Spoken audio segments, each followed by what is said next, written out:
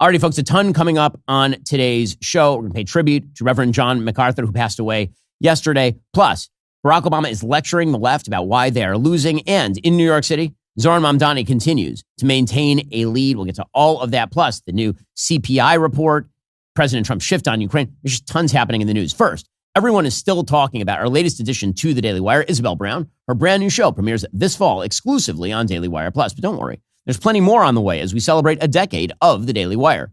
Yes, we are celebrating our victories because who doesn't love winning? But we're also fighting harder than ever. The left wants to silence your voice. We make it louder. They want open borders. We demand law and order. They want drag shows for kids. We make documentaries that expose the truth. They cancel. We create. This is the time to be part of a community that fights back and wins. Go to dailywireplus.com and join the fight today. All right, I want to start today by offering condolences to the family and all of the followers of John MacArthur, the Southern California preacher, and someone who I'd venture to say was a friend of mine. John MacArthur was on the show twice at length, an amazing human being. Of course, he had millions and millions of followers in the Christian community. Christianity Today has a lengthy obituary for John MacArthur, who passed away yesterday afternoon. They say expository preacher John MacArthur, who taught scripture to millions through taped sermons, radio broadcasts, Bible commentaries, and a best-selling study Bible, died Monday at the age of 86. MacArthur said the most important mark of his ministry was that he explained the Bible with the Bible, not cluttering up sermons with personal stories, commentary on current events, or appeals to emotion, but teaching timeless truth. The longtime pastor of Grace Community Church said a good sermon should still be good 50 years after it is preached. He said, it isn't time-stamped by any kind of cultural events or personal events. It's not about me, and it transcends not only time, but it transcends culture. He published the MacArthur Study Bible in 1997. It has 20,000 notes on specific verses, as well as an index of important doctrines, introductions to each book of the Bible, and suggested Bible reading plans. It sold 2 million copies over the course of a couple of decades. He also has a New Testament commentary, which sold more than 1 million copies as well. MacArthur, of all the people that I know in this sphere, I know quite a few, was absolutely staunch in his defense of the Bible. He is somebody who certainly never shied away from the messages of the New Testament, and somebody who made himself controversial because of that, which I think is quite a good thing. In the first interview that I did with him, a lengthy interview, he spent fully 30 minutes of the interview talking to me about why I ought to convert to Christianity. And as a Jew, I will say that not only do I not find that insulting, I find that absolutely useful. Why? Because he is saying the thing that he believes. And I think that that is a good thing. And the reason I considered him a friend is because he's somebody who cared about my eternal soul. We could have disagreements on what would happen, with regard to heaven or hell, or whether the New Testament was truth or not truth, depending on whether you're a Christian or a Jew. But I was never upset by the fact that he believed that I ought to convert to Christianity, because of course many Christians believe that I ought to convert to Christianity. It's not an insult. That's because somebody cares for my spiritual welfare, and we disagree about how best to attain that spiritual welfare. But it's because he was able to say hard truths as he saw them to people like me, that he was also able to say hard truths to everybody about biblical values. And that meant he was never shy about biblical values, which is absolutely useful in a time when moral relativism runs rampant. Last year, he was on the show, and here is what John MacArthur had to say about the Bible. I would just say this in a general sense. Read the Bible. Just read the Bible. It has the ring of truth. It defends itself. It's like a lion. You don't defend it. You don't defend a lion. You open the cage and let it out. It'll be okay. And the scripture is like that. And it's like that even morally. There's something in the heart of people that resonates with biblical morality. Obviously, their sinfulness fights it. But the law of God is written in every human heart. That's part of being created in the image of God. And you can fight that law. You can resist that law. You can violate that law. But that law is there. That is part of being created in God's image. And I think if your heart is open to the truth, you go to the Word of God, and I've seen this now for all these years I've been in ministry. The ring of biblical truth is so powerful to a person who honestly reads the scripture. And again, I think that message is deeply necessary in a time when so many have fallen into moral relativism, have fallen down a bunch of rabbit holes looking to fill the God-shaped hole in their heart. And Megan Basham, who writes for us here at Daily Wire. She had a wonderful statement about the passing of John MacArthur, in which she spelled out exactly why it was that John MacArthur was such a special person to so many people. She said that John MacArthur has consistently refused to join the latest relevance-chasing fads. It is this very refusal that has given his ministry enduring relevance for new generations. And again, I think that is true. I think that his work is going to be read for generations. And the nice thing about the sort of Jewish view of the afterlife is that in Judaism, if you're not Jewish and you fulfill 7 basic rules, the Noahide laws, which are things like no blasphemy, no adultery, no murder, and things like this, then you do indeed have a spot in heaven. So it doesn't conflict with my faith to say that John MacArthur is with God right now, and that is something that he always longed for. Again, it's his uncompromising fealty to biblical values as he saw them meant that he was also able to walk into political frays without fear. Here he was, this is way back when, just shellacking a young Gavin Newsom over same-sex marriage on CNN when Gavin Newsom was trying to play at being a pastor, essentially. I'm a practicing Catholic. I got married in the church 2+ years. I don't see what we're doing in terms of advancing the bond of love and monogamy and extending that to families of same sex in any way, shape, or form takes away anything from the church or the sanctity of the union that my wife and I have. I would just like to ask the mayor, as a practicing Catholic, do you believe the Bible is the Word of God?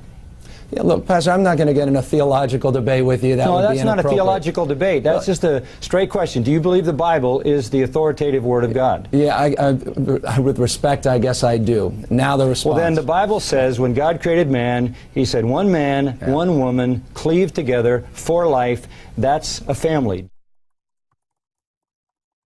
I mean, it was that. It was that sort of clarity. You can see Gavin Newsom smirking and trying to walk this back. There are a bunch of problems with what Gavin Newsom is doing right there. First of all, it is funny when he says, I'm a practicing Catholic and I've been married for 2 years to lead off that particular clip. He was at that point married to Kimberly Guilfoyle, who he would then cheat on. So, yeah, I mean, a few things, Gavin Newsom. We'll get to more Gavin Newsom a little bit later on in the program. But again, I think that speaks to the fact that when you have a moral grounding in biblical values the way John MacArthur did, it gave you the courage to walk in like a lion, which is something that John MacArthur did his entire life. Already coming up, President Trump, very upset with Democrats, but does he have anything valuable to say? First, if you are with one of the big wireless providers, you are overpaying for wireless, period. You're paying for thousands of retail stores you never go into. You're paying for unnecessary perks you never use. And you're paying a massive premium for what you think is superior 5G service. Guess what? Pure Talk uses the same 5G network on the same 5G towers. The only difference, they don't charge you for any of the garbage. Instead, Pure Talk gives you unlimited talk, text, and plenty of data for just $25 a month. Folks, that's less than half the price of the big guys during a time when saving a buck really matters. I'm a Pure Talk customer. I made the switch. What's your excuse? You can even keep your phone and your number. We've been using Pure Talk here for quite a while. The coverage is excellent and the price is great. So why wouldn't you do the same? Head on over to puretalk.com/Shapiro. You'll save an additional 50% off your very first month of coverage. You can literally be switched over to Pure Talk in less than 10 minutes. That's puretalk.com/Shapiro to switch to Pure Talk. Wireless by Americans for Americans. Go check them out right now. Again, that's puretalk.com/Shapiro to switch on over to Pure Talk. Get started with my friends over there at puretalk.com/Shapiro. Also, I always assumed that restless sleep was inevitable, right? No. I toss, I turn, I get heated up at night, my back would hurt. I figured that's what sleep was. And then I tried Helix Sleep, a mattress made just for me. And suddenly my sleep quality was just that much better. It's truly been transformative. Now, I easily fall asleep in minutes, even when, there are a lot of worries that would normally keep me awake. What makes Helix different is they don't just sell you a random mattress. They actually match you with the perfect one for your body and sleep style. Whether you're a side sleeper, back sleeper, somewhere in between, they've got you covered. They make it so simple to get your best night's sleep every night. All you have to do is take their sleep quiz and get matched with a custom mattress based on your body type and sleep preferences. And trust me, when you find the right match, you'll wonder how you ever slept on anything else. I've been using Helix Sleep for years. In fact, Helix Sleep is so good that I got it for relatives. I've gotten it for friends. It's great. Go check them out right now. Right now, Helix is offering an incredible sale. Visit helixsleep.com/Ben. Get 27% off site-wide. That's helixsleep.com/Ben for 27% off site-wide. Make sure you enter our show name after checkout so they know that we sent you. Again, just visit helixsleep.com/Ben for this exclusive offer. Alrighty. Meanwhile, in other news, President Obama is disappointed again, very disappointed in you, the Democrats. He's upset. And the reason that Barack Obama is upset with the Democrats is he said that you're whining and you're navel gazing and you're sitting around doing nothing. And the thing about Barack Obama is that he is always apart from the movement he supposedly leads. Barack Obama is always sort of a spectator to his own party, to his own country, right? He's somebody who gets to sit there on high and cast his judgment at the Democratic Party. Now, you'll remember it was Barack Obama who originally told Joe Biden that he might pick Kamala Harris for VP. And then it was Barack Obama who was trying to shovel Joe Biden through the primaries and literally guiding him physically on stage. And then it was Barack Obama who intervened to get rid of Joe Biden and put Kamala Harris in his place. So every move that Barack Obama has made, essentially since his second reelect, since his reelect in 2012, has been the wrong move. That's just been the reality of the situation. But he still feels like he can sit there and lecture everybody else, particularly in the Democratic Party, about what they are doing wrong. So apparently, the 44th president spoke Friday evening at a fundraising event hosted by New Jersey Governor Phil Murphy and his wife, Tammy Murphy, at their Red Bank, New Jersey home, according to a report from CNN's Arlette Sains. The fundraiser was described as an intimate dinner. It raised $2.5 million. And apparently, he said that it's time for Democrats to stand up for the things that you think are right. Well, that is some shocking advice from Barack Obama. I mean, really, with that sort of specificity, how can they lose? He said, I think it's going to require a little bit less navel gazing and a little less whining and being in fetal positions. And it's going to require Democrats to just toughen up. You know, don't tell me you're a Democrat, but you're kind of disappointed right now, so you're not doing anything. No, now is exactly the time that you get in there and do something. Wow, listen to those inspiring words from Barack Obama. Now's not the time to do nothing. Now's the time to do something. With this sort of guidance, how can the Democratic Party go wrong? He says, don't say that you care deeply about free speech and then you're quiet. No, you stand up for free speech when it's hard. When somebody says something that you don't like, but you still say, you know what? That person has the right to speak. What's needed now is courage. I mean, wow. That just amazing. Amazing, specific paths forward for Barack Obama. How this guy was ever considered a sort of genius light in the Democratic Party is beyond me. Terrific politician, great at what he did. Also, utterly empty, just a completely empty vessel for radical ideologies.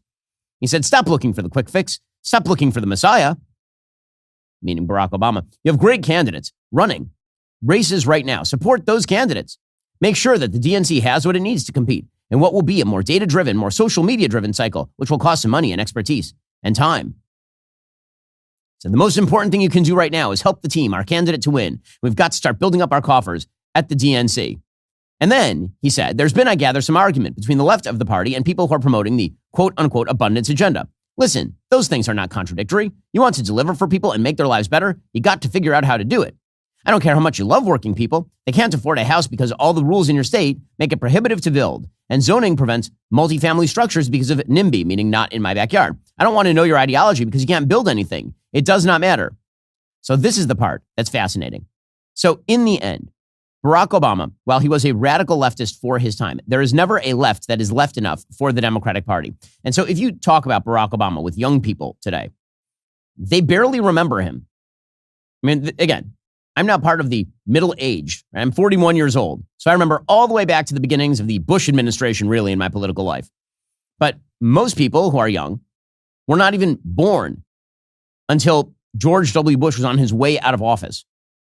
Most people who are voting for their first or second time in the next election cycle are people who grew up with Barack Obama as kind of the grand old man. But think about how you think of the first president that you remember of your lifetime. Like, I remember Bill Clinton because I was approximately 16 when Bill Clinton left office. But I don't remember Bill Clinton like super duper well because I was 16 when he left office. So think about you're a young person and Barack Obama left office when you were really young. Right? Like the first real president that you might remember, actually, might be Donald Trump, because Donald Trump has been on the political scene for the last decade or so. And the last Democrats you remember are all old people, right? It was Hillary Clinton running, and she was old already. And it was Joe Biden, who was dead. And so when you think back to Barack Obama's been out of politics at a very top level since 2015, 2016, realistically speaking. And so what you're talking about here is a full decade of no Barack Obama. So when he says, maybe you should embrace the abundance agenda, you know how people think of Barack Obama now in the Democratic Party? They think of him as a sort of technocratic figure, right? Somebody who was there for the cult of expertise. Well, we are now living in what Alana Newhouse at Tablet has called a brokenist era, meaning that everybody on both sides thinks all the institutions are broken. On the left, they think the institutions are fundamentally broken and need to be torn down, and so you need to move toward the radical left. On the right, Donald Trump was sort of a representative of the brokenists, believing that the institutions of the country were already fundamentally broken. He's trying to break down some of them more, and he's trying to recapitulate the strength of others. But we live in a society that basically has no trust in the institutions. Barack Obama was anti-institutionalist in some ways, but overall, Barack Obama was a believer that the institutions could be wielded for power by him. That was sort of the chief mechanism of his technocratic rule. And so when people of the Barack Obama era speak to young Democrats, I don't think there's a connect there. Rahm Emanuel, who is his chief of staff, he's lecturing Democrats on not being popular enough because he wants to run for president. Do you think Rahm Emanuel has a shot at the presidency? Just to give you a sense of how bad we are, Democratic Party is less popular than Elon Musk right now. That should be like a wake-up call how bad. And the Republican parties stab you in the back. The Democratic Party, we disappoint you.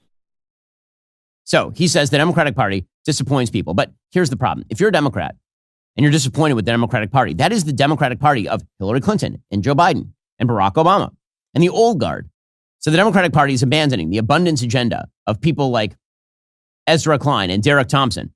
And they're moving instead toward the radicals because that's where the energy in the party is. The Mamdanification of the Democratic Party continues apace. So in that New York City mayoral race, Andrew Cuomo has now announced that he's going to run as an independent in New York City.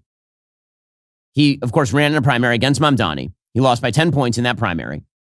The polls right now show that Mamdani is leading the field, but not by leaps and bounds. He's got about 35 to 40% of the vote in New York City. And then the other 60% is split 20 different ways. According to the latest poll from Data for Progress, Mamdani is polling at 40%. Former Governor Andrew Cuomo is polling at 24%. Mayor Eric Adams, who's running as an independent, is polling at 15%. And Curtis Sliwa is polling at 14%. Which means that if you add up Cuomo, Adams, and Sliwa, which makes sense because there are not a lot of Adams voters who are going to bleed over to Mamdani. They're mostly going to bleed over to Cuomo if Cuomo were to stay in. And if Sliwa were to drop out, that would all bleed over to Cuomo as well. Then what you're really talking about at that point is 53% to 40% against Mamdani. This is why, Andrew Cuomo jumping in. Yeah, I know a lot of people are ripping on Andrew Cuomo today for jumping in after he got shellacked by Mamdani in the primary. But I got to say, I don't blame Andrew Cuomo for jumping in. I think that Andrew Cuomo is a terrible candidate. I think that many of the constituents he needed to win the mayoralty are not living right now because of his COVID old age home policies. But given the demographics of the city of New York and the fact there are still Republicans and independents in the city of New York, I think there's a good shot that Andrew Cuomo ends up as the mayor of New York if people drop out. Eric Adams needs to drop out. Curtis Sliwa needs to drop out. There needs to be a sort of coming together around a candidate as terrible as Andrew Cuomo in order to stop the worst alternative of having a socialist with jihadist sympathies as the mayor of New York. Here's Andrew Cuomo announcing his independent run in New York City. Hello, I'm Andrew Cuomo. And unless you've been living under a rock, you probably know that the Democratic primary did not go the way I had hoped. To the 440,000 New Yorkers who voted for me, a sincere thank you. Thank you for believing in me, in my agenda, and in my experience. And I am truly sorry that I let you down.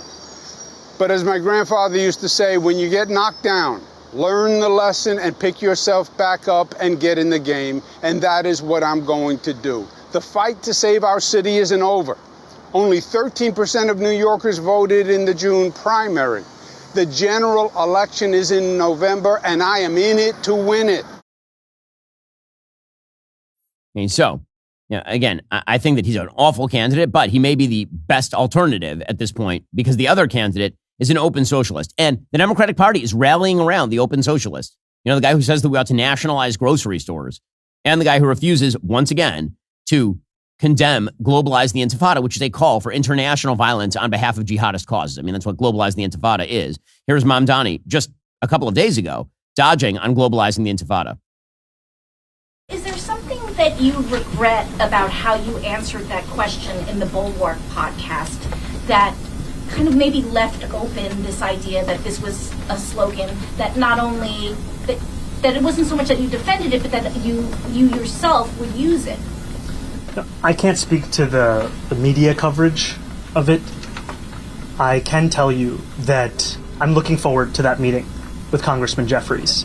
And in the conversations that I've had with him, they have come back to the very urgent issue of affordability. So, just again, dodging and going back to affordability, but understand that there's so many people who are misreading Mamdani's signal here. He is not avoiding the question because he doesn't want to answer whether globalize the Intifada is bad. He's avoiding the question because he understands the signal is that globalize the Intifada is good. And that is what the Democratic Party base wants from him right now in places like New York. It's sad and pathetic, but that is what it is. He's also blaming President Trump for a decline in tourism in New York City, which is pretty wild considering that the city has been governed by horrifically bad Democrats for a decade or so. We know that his policies, they are not just disappearing our neighbors, detaining our friends. They are also turning the world away from our city. The rapid decline of tourists coming to this city is an issue not simply for us living up to our word as a city that welcomes the world, but it's one that has very real economic impacts for artists that are with me here today and those beyond. And so again, it's all about the Trump administration killing tourism. It's not about New York City being poorly run. Already coming up, the future of the Democratic Party is a battle between the Zoran Mamdani Democrats and the Gavin Newsom Democrats. I know that's an actual thing. First, feeling overwhelmed by back taxes? You're not alone. Maybe you missed that April deadline or your financial records are all over the place. Whatever the situation, don't put it off any longer. The IRS isn't getting any friendlier, and those penalties, they pile up fast. We're talking 5% every month you don't file, maxing out at 25%. That adds up quickly. Here's the thing. You don't have to handle all of this alone. Tax Network USA specializes in precisely these situations. They've worked with thousands of Americans, employees, small business owners, people who haven't filed in years. Messy books. They've literally seen it all. They know how to sort it out. What sets them apart is their direct access to IRS programs that most people don't even know exist. Plus, they have expert negotiators who actually know how to get results. They'll start with a free consultation to assess your situation. If you qualify, they may be able to reduce or even eliminate what you owe. More importantly, they can protect you from the really scary stuff like wage garnishments, bank levies. The bottom line, don't wait for that next IRS letter to show up in your mailbox. The sooner you act, the more options you will have. Call 800-958-1000 or visit tnusa.com/Shapiro to talk to a real expert at Tax Network USA. Take the pressure off. Let Tax Network USA handle your tax issues. Also, in business, they say you can have better, cheaper, or faster, but you only get to pick two of those things. Well, what if you could have all three at the same time? That's exactly what Cohere, Thomson Reuters, and Specialized Bikes have since they upgraded to the next generation of the cloud, Oracle Cloud Infrastructure. OCI is the blazing fast platform for your infrastructure, database, application development, and AI needs, where you can run any workload in a high availability, consistently high performance environment and spend less than you would with other clouds. How's it faster? OCI's block storage gives you more operations per second. Cheaper? OCI costs up to 50% less for compute, 70% less for storage, and 80% less for networking. Better? In test after test, OCI customers report lower latency and higher bandwidth versus other clouds. This is the cloud built for AI and all your biggest workloads. Right now, with zero commitment, try OCI for free. Head on over to oracle.com/Shapiro. That's oracle.com/Shapiro. Again, if you need better cloud, and I'm certain you do, go check out Oracle right now. Zero commitment. Try OCI for free. Head on over to oracle.com/Shapiro. Again, that's oracle.com/Shapiro. Get faster, get better, get more efficient. So what are the Democrats doing with Zoran Mamdani? What are they doing? Well, they're meeting with him. So Hakeem Jeffries, the House Minority Leader, he says that despite the fact that Eric Adams was a Democrat, now an independent, Andrew Cuomo was a Democrat, now an independent, both of them running, he's only going to meet with Mamdani. I'm scheduled to meet with the Democratic nominee at the end of the week back home in Brooklyn. Haven't had a conversation with Eric Adams or Andrew Cuomo since the primary and have no current plans to do so at this moment. Well, there's a shock. Will he have any words for Zoran Mamdani and the fact that he is essentially an open communist? Of course, he will not, because this is the modern Democratic Party. It is a bunch of old guarders who are making room for the actual radicals in their midst. And this is going to be the new formula for the Democratic Party, at least until they get shellacked at some point, which you would imagine is something that is going to happen. There is a Zohran Mamdani type who's now running for the mayor of Minneapolis. His name is Omar Fateh. Here he is announcing his run for Minneapolis mayor.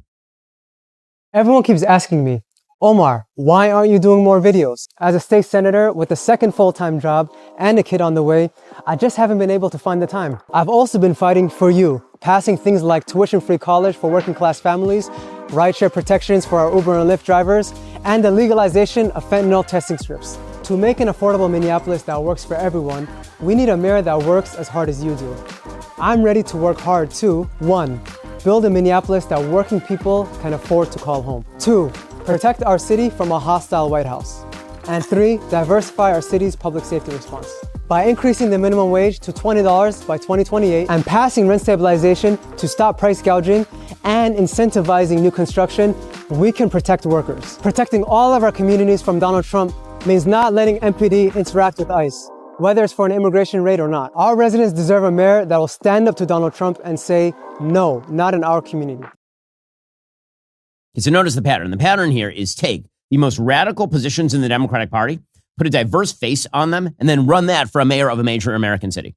That's what Zohran Mamdani is. Right? Zohran Mamdani is just Democrat Socialists of America, but also he happens to have a diverse ethnic heritage. And so that makes him sort of coded as fun to vote for white progressive ladies living in New York. And the same thing is happening here with Omar Fateh, who's running for Minneapolis mayor. There's been a lot of focus put on the fact that he's Somali in origin.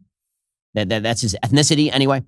And that actually is really only relevant insofar as he is a typical Democratic Socialist of America type who is racially diverse, which is going to be the new model for Democratic candidates going forward. It is the thing they're looking for. It's Bernie Sanders, but black. Right? Bernie Sanders, but Somali. Bernie Sanders, but Zohran Mamdani. Right? That's what they are looking for right now. And his positions are unbelievably radical.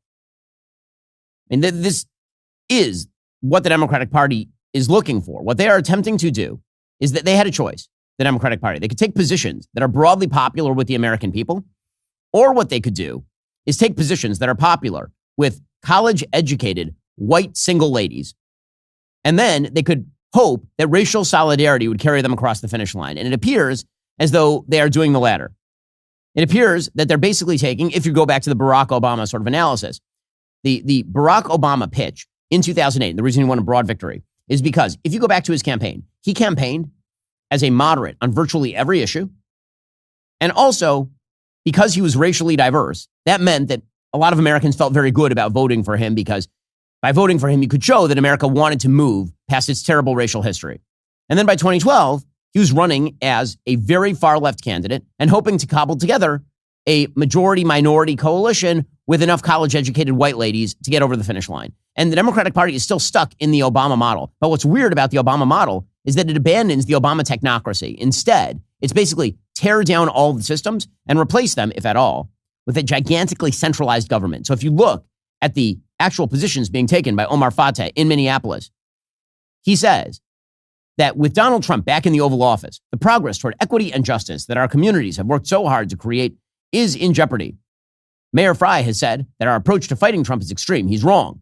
The only way to stand up to Trump and his posse of unelected billionaires is to create a city that is radically inclusive and stands up for those who are most at risk. So what exactly does that mean? It means that he wants the Minneapolis Police Department to be forced not to work with ICE, for example, as he says. Ensure that events like the Trans Equity Summit are fully funded and prioritized. Increase funding to services that support housing safety and economic justice, such as LGBTQ+ and BIPOC people are some of the highest at risk for losing their housing, being overcriminalized by MPD, and being harassed by their employer. He also wants the city to build a bunch of housing, right? Because public housing has always been a massive boon. It's always been totally successful. I'm being sarcastic. It's really been a giant fail.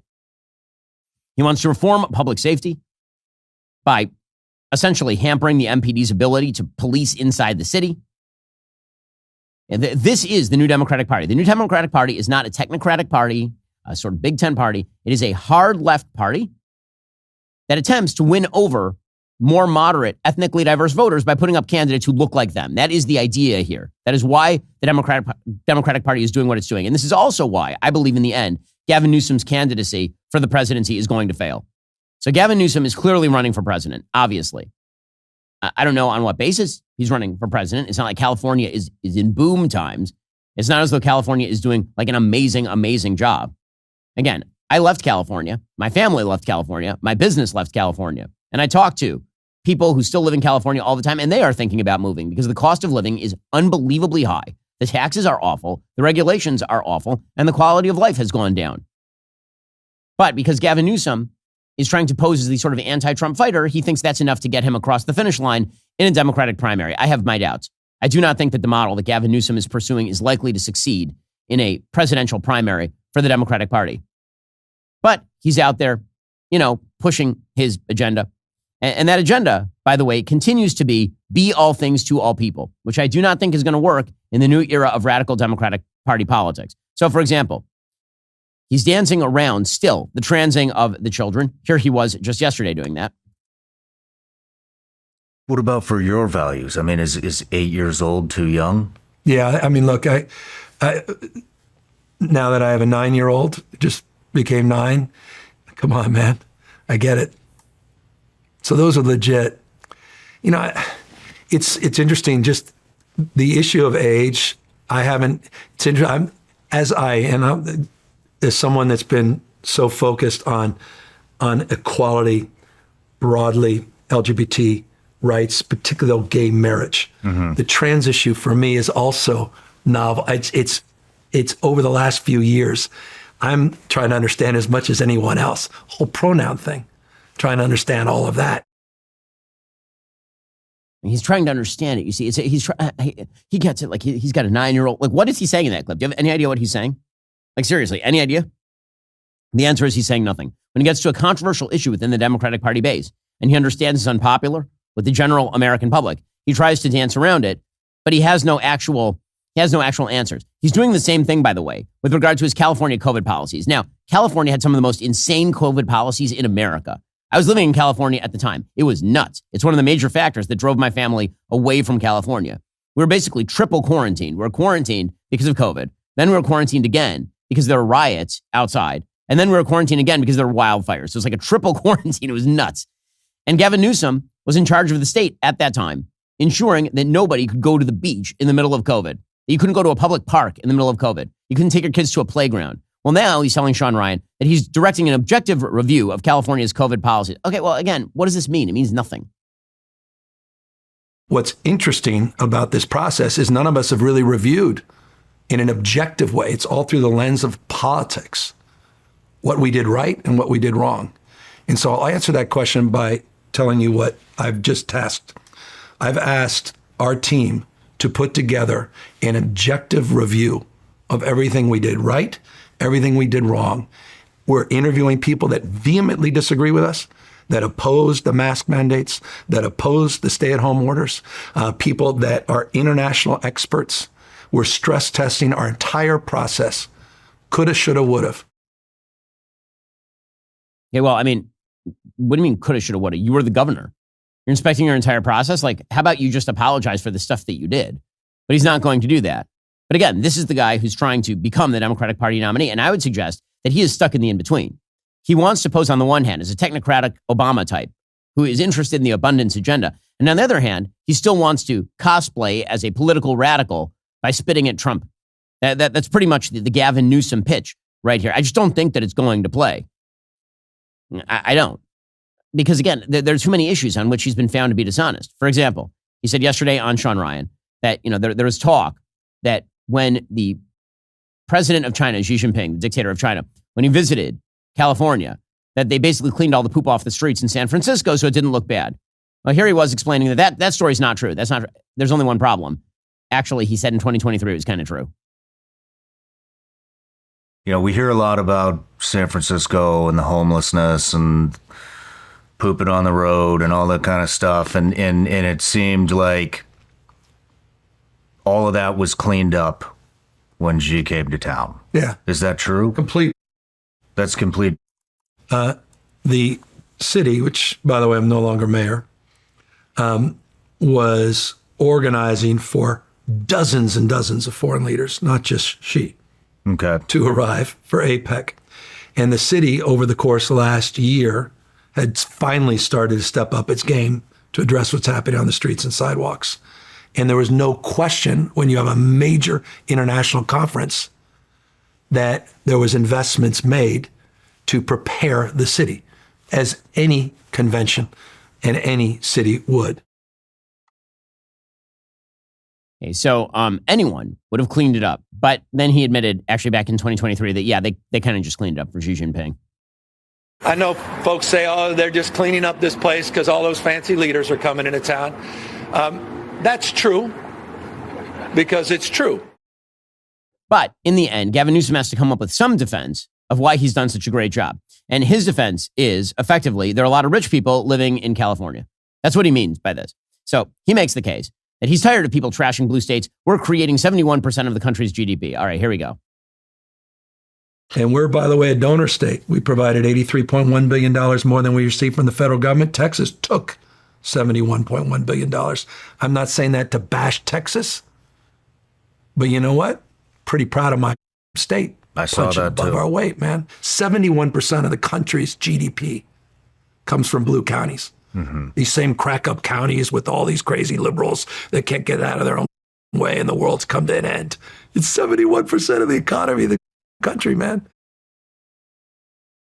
Okay, so I'd like to point out at this point how dishonest this statistic is. There's no such thing as a donor state. There are individuals in those states who pay the taxes. The California state government is not donating any money to the federal government. People who live in California are paying taxes to the federal government. And then the federal government is spending that money back in California on welfare cases. And so what he really means, there are a lot of rich people who live in California. Well, duh. And more rich people are leaving California. Whenever you use a stat like, it's sort of like when people talk about the country's trade deficit. Okay, if I as an individual make a trade with a foreign country, that is not the United States making a trade with a foreign country. That is me as an individual making a trade with a foreign firm. That is not the United States collectively spending money in China or in Japan. In the same way, when he says that California is a donor state, California is not donating anything.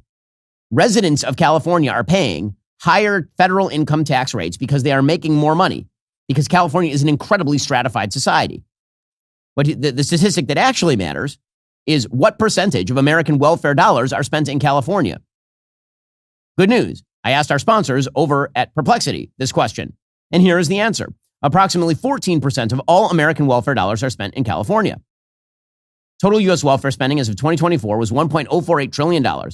California's welfare spending was about $151 billion annually. Why is California's share so high? Well, California is the most populous state. It has about 12% of the U.S. population.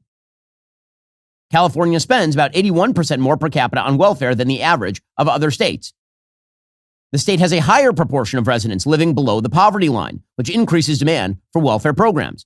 Now, the stats that I'm citing have to do with California state policy. The stat that he's citing has nothing to do with California state policy. It has to do with the fact that a bunch of gigantic industries were founded in California, particularly in the tech sector.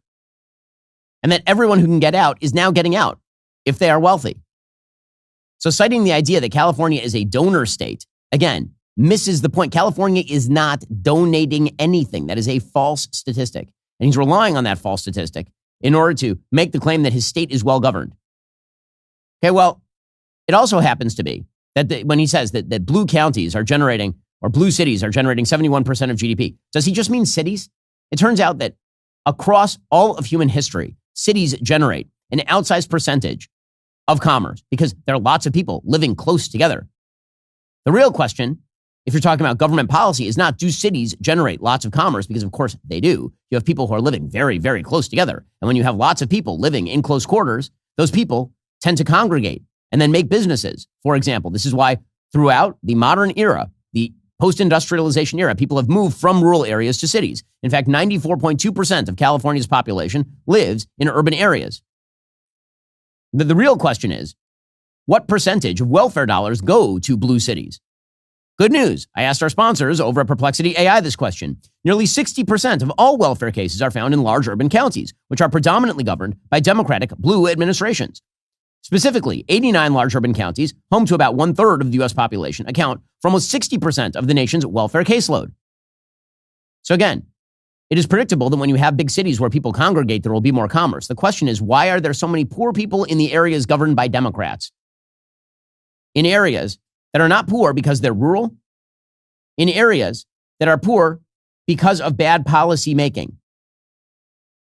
Right? What he really should be looking at is the raw number of people who are poor living below the poverty line in California, not making excuses based on the rich people he derides as the source of the problem.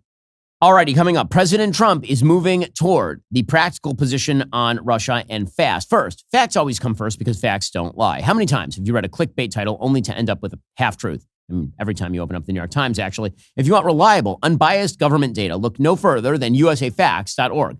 They organize and contextualize official public data on the economy, education, health, and more into clear, interactive articles and charts. Want to compare your state's average lifespan to the national average? There's a chart for that. Curious how the federal minimum wage has changed over the last decade? It's right there in an easy-to-read timeline. Ever wonder where your tax dollars actually go? The USA Facts Tax Portal is your personal tour guide. This free tool aggregates official federal, state, and local budget data so you can see the trend lines behind the headlines. With current updates under the big, beautiful bill, it's more important than ever to stay knowledgeable about government spending. You can explore tax topics like who pays the most income tax, what does it cost the IRS to collect each dollar, and which states contribute the most and the least to federal revenue. No commentary, no agendas, just the numbers you need to make informed decisions or ground your discussions in the facts. Plus, there's no paywall, so you can get the data you deserve at usafacts.org. Well, meanwhile, in other news, the president of the United States is shifting his angle with regard to Vladimir Putin. This, of course, is because, as I've said 1 million times, he lives in the world of reality. The president yesterday announced that he would be increasing economic pressure on Moscow if there's no peace deal with Ukraine in 50 days.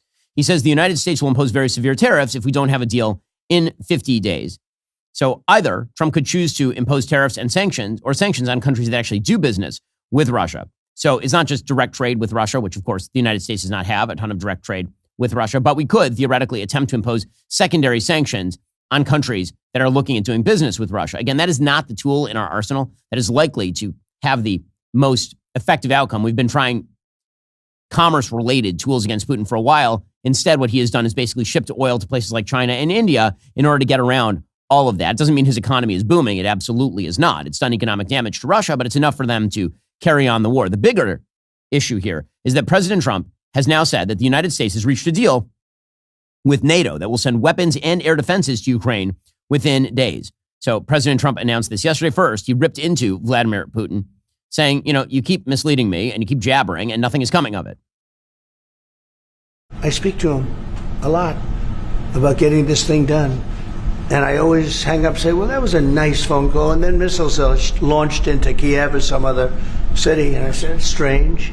And after that happens 3 or 4 times, you say, the talk doesn't mean anything. He's fooled a lot of people. He fooled Bush. He fooled a lot of people. He fooled Clinton, Bush, Obama, Biden. He didn't fool me.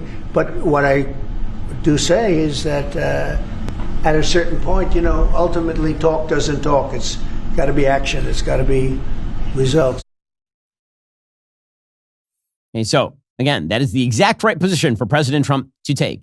And again, he went through every other iteration before coming to this conclusion. He was never an isolationist. He was never an America small power guy. That was never who President Trump was. And he came to the proper conclusion here because he doesn't want Vladimir Putin winning the war in Ukraine, period. He said, listen, I'm very unhappy with Russia. One of the reasons that you're here today is to hear that we are very unhappy, I am, with Russia. But we'll discuss that maybe a different day. But we're very, very unhappy with them, and we're going to be doing very severe tariffs if we don't have a deal in 50 days. Okay, so again, the tariffs are one thing, and President Trump thinks of that as a major blow against Russia because he loves tariffs and he loves the use of tariffs as a weapon of power. But the bigger thing that he's doing is he's saying, we're sending weapons and NATO is paying for it, which is the proper solution. That, of course, is the proper solution. The biggest issue with regard to the military support for Ukraine is that if you cut off the weapons completely while Europe gets its act together, well, the weapons that Ukraine is currently using in the field are American-made. And so you don't have actual weaponry in the field. There's a transitional period. President Trump is saying, listen, they can continue to use American weapons NATO just has to pay a bigger share. This is America First policy. This is good policy. Here's the president. Just, they're paying for everything. We're not paying anymore. We have an ocean separating us. I said, we have a problem. We make the best stuff, but we can't keep doing this. And Biden should have done this years ago. He should have done it from the beginning, but he didn't. He didn't know he was there. Okay, so, again, he is right about this. The NATO chief, Mark Rutte, he says this is a totally responsible decision by President Trump. You called me on Thursday that you had taken a decision. And the decision is that you want Ukraine what it needs to have to maintain, to be able to defend itself against Russia, but you don't want Europeans to pay for it, which is totally logical. And this is building on the tremendous success of the NATO summit. That, of course, is exactly right. Admiral James Stavridis, who's certainly been a very outspoken critic of the president, even he is admitting that this is the right move by President Trump. What I would like to see is a provision for the United States to send more Harpoon missiles to go after the Black Sea Fleet, more HIMARS, surface-to-surface weapons that can reach deep behind Russian lines, more offensive cyber capability, and maybe some more F-16 aircraft, all of which are very capable offensively.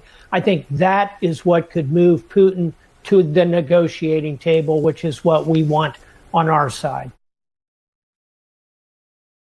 So, again, President Trump living in the world of reality and responding to what is happening in the world. Okay, meanwhile, it seems that the tariffs, President Trump's tariffs, have started to have some actual impact on the inflation rate, which, of course, was predictable. Again, the laws of economics are not easily bucked.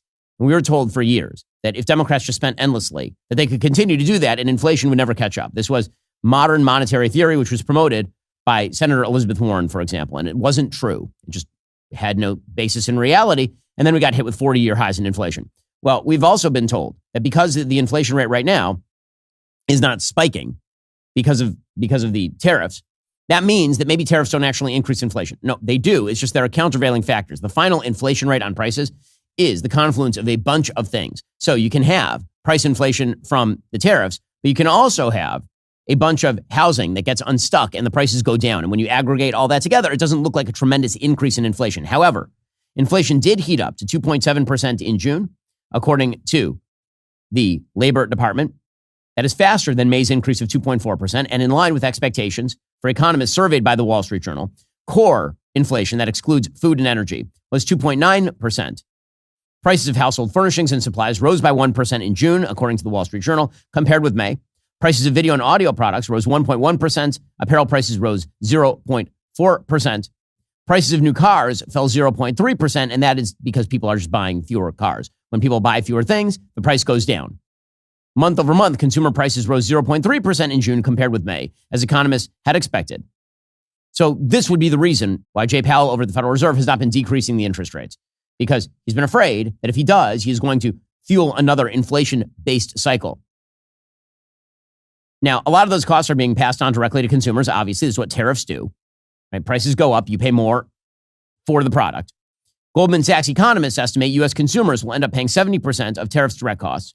Walmart said in May that it would be forced to raise prices. Ralph Lauren has said it was considering raising price increases as well. Chicago Fed President Austin Goolsbee said on Friday, continued tariff threats make it harder to figure out where inflation is headed. He said the more we keep adding things to the mix that make it harder to figure out, like are prices going to be rising or not, the more it's just throwing more dirt back into the air. And this is why the Federal Reserve is being quite cautious at this point. And again, a lot of this stuff is in the air. The EU right now is threatening retaliatory tariffs if no deal is met with the United States here. Now, again, I think that the administration, particularly Treasury Secretary Scott Bessent, is going to be negotiating a bevy of deals over the course of coming weeks to avoid an August 1st actual snap into place of large-scale tariffs on many of our major trade partners. I don't think that's something that the Treasury Secretary wants. And I think that if the inflation rates increase and if the markets start to roil, President Trump will respond to that incentive structure as he historically has. Right? The negative take on President Trump's trade policy is the supposed taco of it, right? The Trump always chickens out. But the actual way to read that is President Trump responds to incentives in the real world. That's not chickening out. That's called finding new data and then responding to it. However, the EU is threatening retaliation. According to Politico, the European Union is looking at targeting 72 billion euros in U.S. goods in a second round of trade countermeasures, including aircraft, cars, and car parts, according to a list seen by Politico on Monday. The bulk of those exports targeted are industrial goods, totaling 65.7 billion euros. 6.4 billion euros in agricultural products would also be hit if EU countries back the new retaliatory tariffs. And that includes bourbon whiskey, despite intense lobbying from France and Ireland to shield the drinks sector from President Trump's reprisals.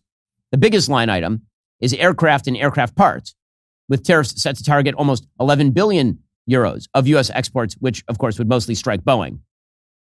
So, again, everybody is ready to go weapons up. And so it's not as though things couldn't go wrong here. They could. I mean, this is why we need to come to some trade deals and right fast. The goal here should be freer trade with our allies, and it should be to box in places like China. And this is also why it's a mistake right now to target Fed Chair Jerome Powell. You can agree that he's always late, but the reality is that he should not be lowering the interest rates while the inflation rate ticked up this month. That would be a mistake. But according to Axios, President Trump's war on the Federal Reserve is taking a more concrete, legally actionable form, putting the central bank's independence in the crosshairs. For months, President Trump's exasperation with Fed Chair Jerome Powell over not cutting interest rates has taken the form of increasingly angry comments and social media posts. Now, Trump appointees are trying to lay out legal predicates to fire Powell for cause, specifically that the Fed's $2.5 billion headquarters renovation project has included changes not approved by a federal planning authority, or that Powell lied to Congress about the project. That was the subtext of a memo from the Office of Management and Budget Director Russ Vought. Powell denied to Congress last month the project contains several luxury features. Vought's letter suggested the Fed had changed plans that had already been blessed by the National Capital Planning Commission in 2021. Some members of the NCPC, the National Capital Planning Commission, have been quick to toe the White House's line on the Fed project. The new NCPC chair, Will Scharf, said in an NCPC meeting last week, the Fed project includes serious deviations from plans the NCPC had approved.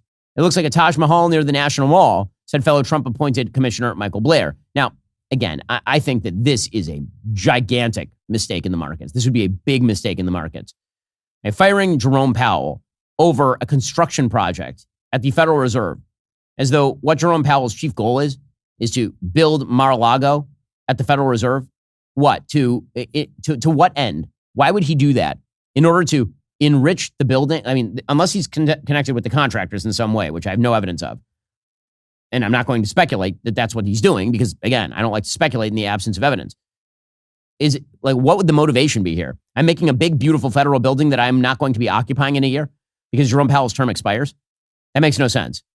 If the president were to fire Jerome Powell, that would be a mistake. Not because I think Jerome Powell's great at his job. I don't.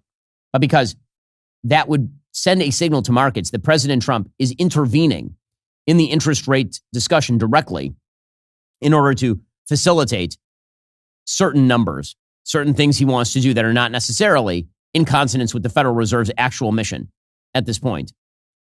So again, things could go wrong.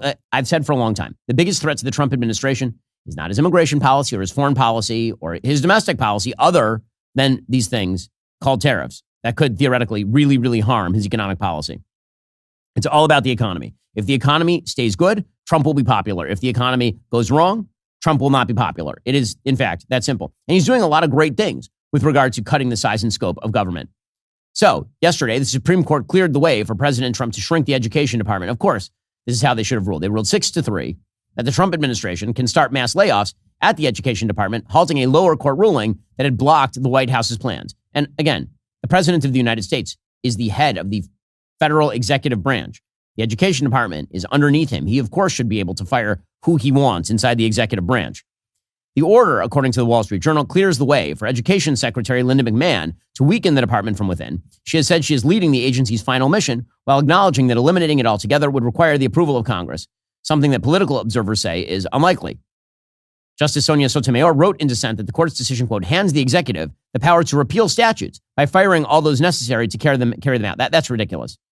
I'm sorry, that's just ridiculous. The Congress does not have the ability to run the executive branch in terms of how the law is actually implemented. That is a struggle between Congress and the executive branch. And the executive branch can fire whomever they please. The notion that Sonia Sotomayor gets to sit there and tell the executive branch that it must rehire X number of people in order to effectuate this law is like that. No, the answer is no. That's not how this works. The Supreme Court majority said differently. There's an unsigned order. Again, the 3 liberal justices were the ones who dissented, not a shock. The lower court rulings had forced the Education Department to pause its plans to scale back. And so there's been a lot of back and forth with these particular employees, but this is the right decision by the Supreme Court. And by the way, when you talk about the brokenness, right, who I mentioned a little bit early, that, people who think the institutions are broken, our education system is completely broken, totally broken. It needs to be revamped on a dramatic scale. I mean, just an indicator of how broken our education system is. So the National Education Association is so far to the left. I mean, so incredible, and they hold so many American students as hostages to their bizarre agenda. Believe it or not, the Anti-Defamation League, of which I am no fan, I think the ADL does a lot of terrible work. I think some of the things they do are good, and I think a lot of the things they do are politically motivated by leftist principles. However, the NEA is so far to the left, it will not even use the ADL, the left-wing ADL's material on anti-Semitism and Holocaust education. That's how far to the radical left the NEA is. The ADL isn't far enough to the radical left for the NEA. There's a member-backed measure to stop the NEA from using the ADL's Holocaust education. Now, listen, I can argue with the ADL's standards for Holocaust education, what they're actually teaching. I would do so from a right-wing perspective. The reason the NEA is trying to stop that is because they actually just don't like Jews in a general way. The NEA is so far to the radical left that they've signed on to the Zoran Mamdani radicalization of the Democratic Party. In a letter signed by 378 Jewish organizations, the group said the NEA measure would effectively boycott ADL's widely respected anti-bias and Holocaust education curricula. Again, this is not a defense of the ADL. It's pointing out how insane the NEA is. Why? Well, because the NEA is saying that you can't have this sort of education because of Gaza. That's how. So when the Trump administration announces that it is going to break apart the education system, that is essentially just federal and state subsidies to unions like the NEA, all I can do is cheer. And meanwhile, the administration continues to find new ways of effectuating its immigration agenda. According to the Washington Post, the Trump administration has declared that immigrants who arrived in the United States illegally are no longer eligible for a bond hearing as they fight deportation proceedings in court. In a July 8th memo, Todd Lyons, acting director of ICE, told officers such immigrants should be detained for the duration of their removal proceedings, which could take months or years, which of course makes sense. Typically, illegal immigrants have been allowed to request a bond hearing before an immigration judge. But Lyons said, no, because what we're going to do is there will be a bond hearing. If anybody's released, they just disappear, obviously. In rare exceptions, immigrants may be released on parole, but that decision will be up to an immigration officer, not a judge, he wrote. The provision is based on a section of immigration law that says unauthorized immigrants shall be detained after their arrest. Lyons wrote that the policy is expected to face legal challenges, of course. The sweeping new detention policy comes days after Congress passed a spending package that will allocate $45 billion over the next 4 years to lock up illegal immigrants for civil deportation proceedings. Now, again, the goal here is to make it harder to be an illegal immigrant in the United States absconding from American law. Right, to stop people from being arrested, then they go for a bond hearing, then a friendly judge just decides to jailbreak everybody, and then they end up back in Chicago hiding from ICE again. That is the idea. Mark Krikorian, executive director of the Center for Immigration Studies, says detention is absolutely the best way to approach this. If you can do it, you're pretty much guaranteed to be able to remove the person if there's a negative finding if he's in detention. Now, of course, the left is going nuts over all of this. Gavin Newsom, it is amazing to me that Gavin Newsom thinks he's a presidential candidate, but apparently he does. Gavin Newsom, he's trying to make the case that illegal immigration on a wide scale is necessary to the American economy. So it's not insignificant. Backbone, it's half of our agriculture work. You care about farmers and ranchers. If that's what your number one go-to commitment, then you sure as hell should care about their workers. 41% of our construction workers, Texas and California have the highest percentage of their construction workers that would fall into that category. How the hell do we rebuild Altadena and Palisades? We're going to need a peak next year. We estimate about 70,000 workers. Without that workforce, ain't going to happen. You're struggling here. You imagine a peak there. Yeah, again, why is he bragging about the number of illegal immigrants who have jobs in his state? That is such a bizarre brag. Again, if the basic idea here is that illegal immigration is good for the country because it undercuts the wage base. I'd love for Democrats to make that explicit. Bill Maher, who again has become maybe the last reasonable man on the left, he had to explain borders to actor John Leguizamo. Part of this is a backlash to how badly Biden handled the immigration situation. It can't just be like come one, come all, which Dude, it was. There's plenty of room here, and we need room. There's plenty of room in America. Come on, there's not a lack of room in America. But it's never about room. It's about resources and about like having countries have to have a border. Again, the fact that this is a commonsensical statement that somehow is being bucked by so many people on the left is one of the reasons why President Trump remains successful on this issue. Representative Kevin Kiley, Republican congressman from California, is pointing out that California is so radical that Karen Bass, mayor of California, is handing out cash cards to illegal immigrants. And now Bass is giving out these free cash cards. And apparently one of the ways you can get one is if you're too afraid to go into work. Well, number one, this fear, to the extent that it exists, is largely driven by Karen Bass and Gavin Newsom, who have purposely incited fear and driven these rioters into a state of frenzy. But number two, if we say that if you're too afraid to go to work, you get free cash payments, I think that all of a sudden we're going to find there are a lot more people who are suddenly too afraid to go into work. But the real kicker in all this is that Karen Bass has chosen, of all groups, Churla to distribute the cards. Now, remember, this is the group that got $34 million in funding and then played a central role in organizing the riot. Well, I mean, again, not wrong. And the fact that the Democrats have embraced that radical agenda explains why they are so unpopular.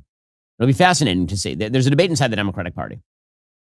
The debate is, are they unpopular because they're old school technocrats who didn't solve any of the problems, or are they unpopular because actually they're way too radical? The radicals always have the better of that particular argument because it's easy to point to the thing that is, as opposed to the thing that they think in their head might be. It is a much easier presentation to somebody to sell a vision of an alternative future where the rules don't apply than it is to defend a status quo. And so it's likely the radicals will succeed. But if they succeed in the Democratic Party, it is hard to see how they succeed with the American people who remain a non-radical people. The success of President Trump, I've said this the entire campaign, the success of President Trump is that, shockingly, Donald Trump is the most moderate voice in American politics at this point. Donald Trump has a commonsensical approach to the issues. I don't necessarily agree with everything that Donald Trump does, of course, because I don't agree with what every president does all the time. But President Trump, he responds to incentive structures, and he has occupied the center on pretty much every issue. Americans, for example, just to take an issue I disagree with them, Americans do not want major cuts to social services. President Trump does not want major cuts to social services. Americans don't want high taxes. President Trump doesn't want high taxes. Americans want a strong foreign policy that does not surrender to America's enemies. Same thing President Trump wants. Americans don't want a vast influx of illegal immigrants. Guess what? What is President Trump's position? Meanwhile, the Democrats are abandoning every 80-20 issue in favor of the 20%, and then they don't understand why they're unpopular. And the way back for Democrats is not going to be in somehow lecturing from on high, the way that Barack Obama is attempting to do. The only way back for Democrats is for them to abandon Obama 2012 and get back to Obama 2008, which is to say, embrace in policy the moderation that Barack Obama tried to promote in 2008 in rhetoric. All righty, folks, coming up, we have a couple of updates on the Epstein case. Dan Bongino is back at work, which is definitely a good development. Remember, in order to watch, you have to be a member. If you're not a member, become a member, use code Shapiro. Check out for 2 months free on all annual plans. Click that link in the description and join us.